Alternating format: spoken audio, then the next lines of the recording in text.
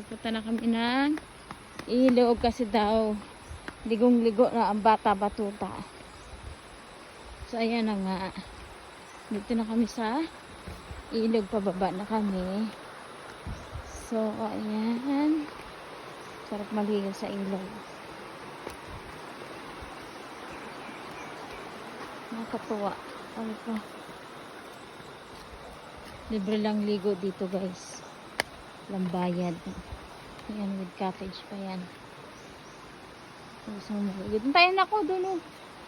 Saan? Ayun sa cottage.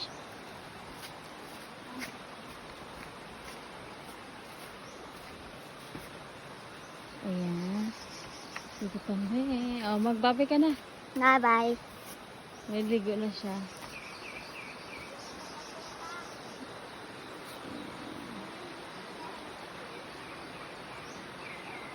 Ayun yung horse niya, oh. Naliligo yung horse na ko.